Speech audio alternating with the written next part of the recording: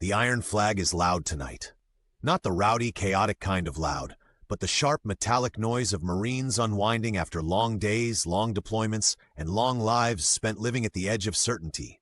The clatter of beer bottles, the scrape of boots on concrete, the hum of a jukebox fighting to be heard above war stories that grow bigger and heavier with each retelling. Infantry Marines crowd the tables. Mechanics lean near the jukebox, arguing about who ruined what vehicle and why. Older veterans sit in the far corners, observing the room with the quiet gaze of men who once carried rifles through places that don't appear on postcards. Then the door opens, and the noise shifts, not much, just a ripple, but enough that a few Marines glance up. A woman steps inside, plain gray blouse, dark jeans, no patches, no rank, no veteran hat, no clue that she belongs to any tribe in the room. She looks like a civilian who wandered in by accident, which is a problem inside a Marine bar. Heads turn. A pair of Marines snicker. Someone mutters, "Lost tourist." Staff Sergeant Mason Cole notices her last. 28, built like a brick wall, broad-shouldered and loud when it matters, and even louder when it doesn't. He stands with the confidence of a Marine who has survived multiple deployments and believes he has seen everything that walks on two legs. Tonight, that confidence drifts into arrogance. He steps directly into her path. "Ma'am," he says, with a polite tone that carries a sharp edge. "You lost?" The woman stops. She doesn't flinch. She doesn't look offended. She barely moves at all. Her calmness annoys him. Behind Cole, laughs stir. A few Marines nod, approving the confrontation. This bar is theirs. Outsiders don't wander in unnoticed. The woman finally speaks. Her voice is soft, controlled. "I'm fine here, Sergeant." Cole freezes at the rank. Civilians don't identify enlisted chevrons that quickly. Civilians don't speak with that level of precision. But he shrugs it off. Pride is louder than reasoning when beer is involved. Before he can push further, something shifts in the back of the room. A cough. Deep, ragged, wrong. No one notices except the woman. Her attention drifts past Cole toward the far corner where an older man sits alone. Master Gunnery Sergeant Walter Bear Jennings. 69 years old. Retired. A Marine legend whose name lingers in the halls of training commands like a ghost story for recruits. The woman watches him closely. The cough deepens. His throat tightens. His chest contracts. The color of his skin starts fading into something no human should carry. She knows something is wrong. She tries to step around Cole. He blocks her again. "Ma'am," he repeats, firmer this time. "You shouldn't be in here." She doesn't raise her voice. "Sergeant, something is wrong." Cole hears the words, but not the meaning. He thinks she's dodging him. He steps closer, irritated. Her eyes stay steady, not on him, but on the Marine behind him who is beginning to choke. A younger Marine, Corporal Janey Sutter, watches from his table. 21, sharp-eyed, quiet. He sees what others don't. He notices the woman's posture, her hands, her stillness. Her eyes scanning the room like someone trained in places where mistakes get people killed. He leans forward. There's something off here, something different. Before he can stand, a chair scrapes loudly. Master Guns Jennings collapses. The bar goes silent. His coughing turns into gasping, then no sound at all. A Marine shouts, "He's choking!" Another yells, "Get water!" Someone else starts slapping Jennings' back hard enough to bruise him, but the panic is uncoordinated, sloppy, dangerous. The woman moves. Not rushing, not frantic, just purposeful. She slips past Cole before he realizes she's gone. Her voice cuts through the chaos, low, steady, commanding. "Move." Marines step aside without thinking. It's instinctive. Her tone triggers something in them, something deeper than rank, deeper than ego. It's the tone of someone who knows what to do when others freeze. She kneels beside Jennings. Her hands move fast but precise. She tilts his head, checks his airway, presses 2 fingers to his neck with the touch of someone who has done this hundreds of times. Corporal Sutter sees it first. Those hands, she's medical, combat medical. Brooke Harlow, though they don't yet know her name, speaks calmly. No compressions, he's obstructed, he's going cyanotic. The words freeze the nearest Marines. No compressions. Cyanotic. Not vocabulary you learn in CPR class. Not something a civilian says while kneeling beside a dying Marine. Staff Sergeant Cole watches her stunned. A minute ago, he thought she was lost. Now she works with a quiet authority that scares him in a way he can't explain. Jennings' lips turn blue, his hands twitch, then fall still. Brooke lifts his chin, checks again. Nothing. She breathes out evenly, controlled. Airway is fully blocked. He has seconds. She reaches out her hand. Knife. The bar freezes. Sutter whispers, "Oh hell, she's going to do a crick." The bartender fumbles, sliding a folding knife across the table. She catches it mid-movement. A Marine shoves a whiskey bottle toward her. She pours the liquor over the blade. Cole stares, horrified and amazed. She isn't hesitating. She isn't guessing. She's preparing. She finds the spot on Jennings' neck instantly. The cricothyroid membrane, the gateway for the desperate and the dying. Then she cuts. A clean surgical slice. Gasps fill the bar.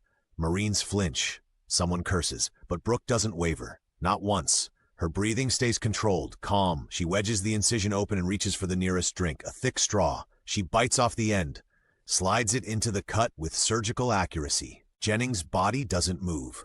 Her lips seal around the straw. She breathes, slow, measured, deliberate. Jennings' chest rises, barely at first, then again, and again. The entire bar watches, breathless. A choking Marine legend, saved by a woman they mocked when she walked through the door. Cole feels something collapse inside him. His pride, his assumptions, his confidence. He misjudged her worse than he's ever misjudged anyone. Brooke keeps breathing through the straw rhythmically, guiding Jennings' lungs, keeping him alive minute by minute. Her eyes never leave him. Her hands don't shake. Her voice doesn't waver. By the time paramedics burst through the door, they freeze when they reach her. The lead medic stares. That's perfect placement. He looks at her with genuine awe. "Who are you?" She doesn't answer. She simply moves aside, helping them secure the makeshift airway before stepping back quietly. Marines watch her like she's something mythic, something dangerous, something revered. Cole steps forward, voice cracking. "Ma'am, I'm sorry." She meets his eyes calmly. "I only did what anyone should." But everyone knows the truth. Almost no one else in that bar could have done what she just did. The paramedics wheel Jennings out. His hand trembles as he lifts it toward her. She places her hand over his gently, a silent acknowledgement, a quiet promise. Then she stands. Every Marine moves aside as she walks to the door. Respect, not fear, guides them. Respect carved from truth they cannot ignore. She pauses at the exit, looks back once, no judgment, only acceptance. Then she steps out into the night, leaving behind a bar full of Marines who will never forget the moment they learned what real strength looks like. The jukebox flickers. Someone bumps it with a fist and the classic Marine Corps cadence snaps back to life. Slow, gravel-deep voices chanting from speakers older than half the men in the room. The bar feels different now, hotter, focused. Every Marine inside is watching one thing, Caroline Bishop. She stands near the pool table, spine straight, breathing low, boots planted like she's bracing against recoil. Matt, taller, broader but rattled, tightens his jaw and tries not to show it. Master Guns rests on a bar stool behind them, arms folded, a silent judge, blood wiped from his lip, eyes sharp with something between curiosity and pride. Caroline lines up her cue. She doesn't rush, she doesn't smile. She plants the chalk, rolls her shoulders once, and draws in a steady breath as if the entire bar is a rifle range and she's sighting center mass. Every Marine leans closer. Caroline steps in, lean, controlled, deadly accurate. The cue cracks. The 4-ball rockets off the rail and drops clean in the corner pocket, barely grazing the felt. A murmur ripples through the bar. Matt swallows hard. He forces a smirk. Lucky shot. She doesn't answer, because she's already lining up the next one. Crack. Another ball disappears. She pivots the table like she's reading a battlefield. Every cluster, every angle, every danger. She calls 3 shots ahead before her cue even touches the felt. Crack, crack, crack. Balls vanish like she's clearing rooms one by one. No wasted movement, no hesitation, no theatrics.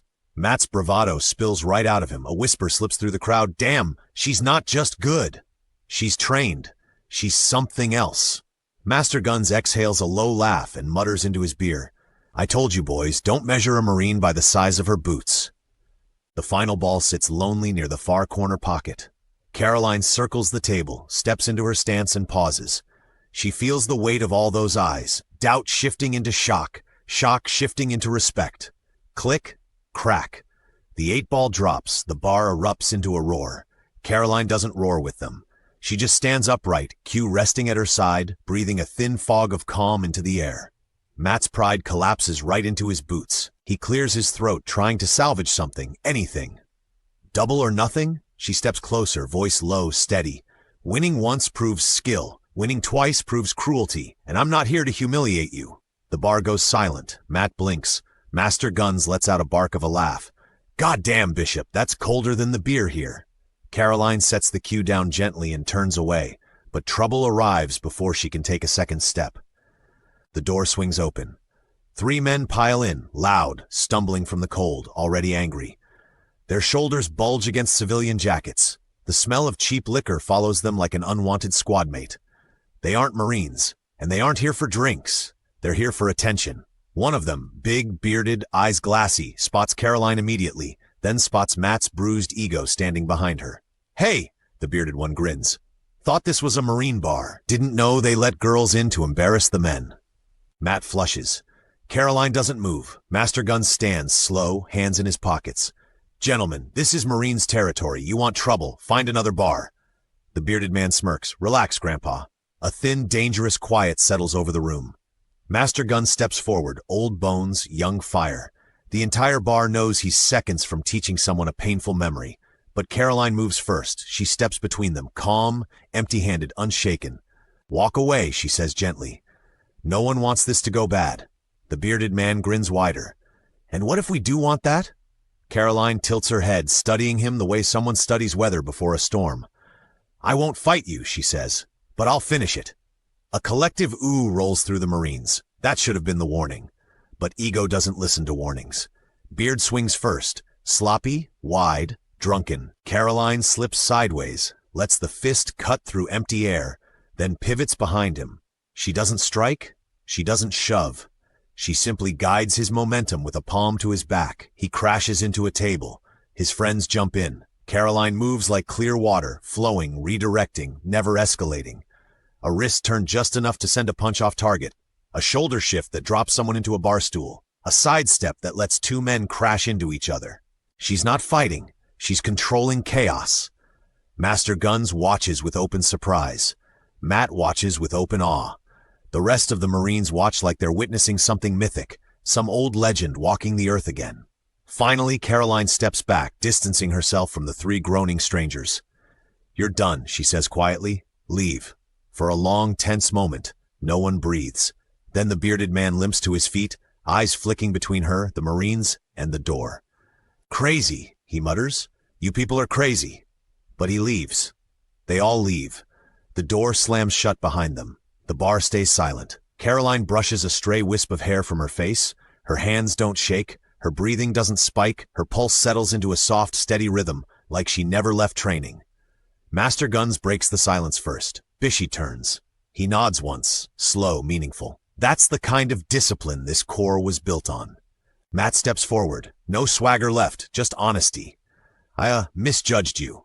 She lifts a brow. Yeah, you did. He cracks a sheepish grin. And if we're being honest, that pool table misjudged you too. The bar laughs. Someone slaps his back. Someone else hands Caroline a fresh Coke, unopened, cold, respectful. For the first time since she walked in, the room doesn't feel hostile. It feels hers. Master Gun steps beside her, lowering his voice. You know, Bishop, Marines don't remember the loud ones. They remember the ones who stand when nobody else does. She glances at the door, where the troublemakers vanished. I didn't do anything special, he chuckles. That sentence is how I know you're dangerous. The pool table hums under the overhead lights. Someone restarts the jukebox. The cadence resumes, soft, rhythmic, grounding, like a heartbeat the corps shares. Caroline looks at the bar. These men, this night, this chaos, and realizes something unexpected. She earned this room, not because she was loud, not because she fought, but because she didn't need to. Respect found her. She didn't force it. Master Guns retrieves his hat and turns toward the exit. Walk with me, he says. She follows. Outside, the cold air snaps against their faces. The base lights stretch across the pavement in long white lines, humming quietly in the wind. Master Guns stops beneath one of the lamps. You know, he says, back when I started, a Marine had to prove themselves 10 times harder if they weren't born fitting the mold. He turns, studying her expression. You walked into that bar tonight knowing it would happen. Caroline shrugs. I walked in hungry. He laughs. That too. A silence settles, comfortable, earned. Then he asks, Bishop, Who trained you? She looks at the ground, boots scraping a line in the frost. My father, before he passed. What was he? She lifts her head. A Marine. Master Guns nods slowly, something heavy and old settling in his eyes. He would have been proud tonight. Caroline swallows, a quiet ache warming her throat. I hope so, she whispers. Master Gun steps closer, placing a hand gently on her shoulder. Listen carefully. The Corps doesn't need heroes. Heroes get posters. The Corps needs examples. He squeezes once, firm, reassuring. You're one. Caroline nods, absorbing that weight. The wind bites across the pavement. A distant hum of helicopters echoes from the flight line. Master Gun starts walking, and she keeps pace beside him. After a few steps, he says, Tomorrow, Matt's gonna act like he wasn't impressed. She smirks. He's lying. They both laugh, footsteps crunching lightly as they move toward the barracks. The night is quiet now. Chaos settled, tempers cooled, respect earned, and a new story already whispering its way across the base. A story that begins with disbelief and ends with recognition. The lamps flicker overhead as Caroline exhales into the cold, calm, and steady, like a Marine who finally reclaimed a place she never should have had to fight for, but did, and won.